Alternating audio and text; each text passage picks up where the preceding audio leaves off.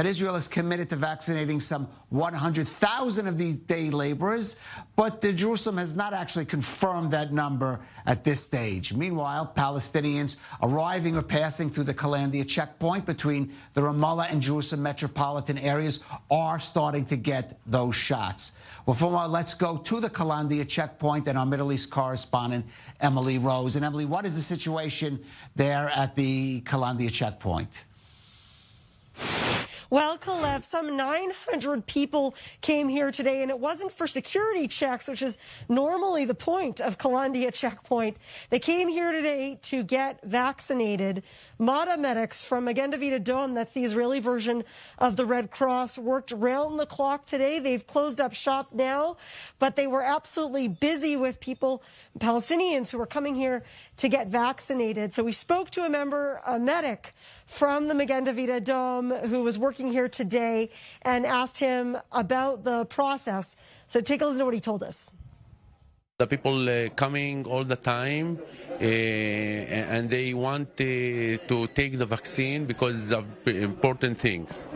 Because we explain to all the community about the vaccine, we make a lot of things about the vaccine, how it's working, what it's doing in our body, why the vaccine is good for us.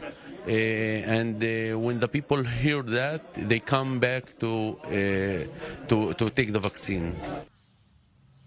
Now, as I mentioned, Emily, the Palestinian Authority claiming that Israel is sort of committed to vaccinating the some 100,000 Palestinians that cross over to work into Israel. But we should emphasize this is early days.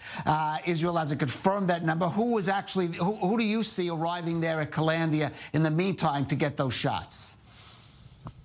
Today, the people who got their vaccinations at this station in particular were those who hold a blue ID card, but they aren't covered exactly by Israeli medical insurance because they live outside of defined Israeli territory. And we were told as well by that exact medic that we just heard from that they've opened up there, and they're going to open up throughout the course of this month and next month several other stations just like these ones for people like that. And the idea as well is to expand it to those who have work permits but don't hold that blue ID card in an attempt to get everybody vaccinated. In fact, one of the main challenges, and he alluded to that in that soundbite that you just heard, was convincing people to come, telling them that it's safe, perhaps crossing boundaries.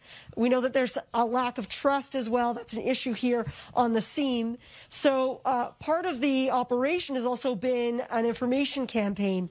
And from what we saw today, he said that that's actually working. Palestinians are convinced they want to come here and get vaccinated. And they hope to see several different campaigns, just like the one that you saw today. He even said they have one planned over the weekend in Isawiya, neighborhood, Jerusalem neighborhood, as well. So that's the plan, and they hope and they think that it's going to expand to many different Palestinians across the West Bank. Right. I'm just going to clarify those blue ID cards are for Palestinians living in what one could call the greater Jerusalem area that does encompass some areas beyond the security barrier that are outside Israeli sovereignty. So that's a special case of Jerusalem. And of course, we'll have to see if Israel does expand it to those, as we mentioned, tens of thousands of his Palestinian workers who come from other parts of the West Bank. But in the meantime, Emily Rose there at Calandia, thank you.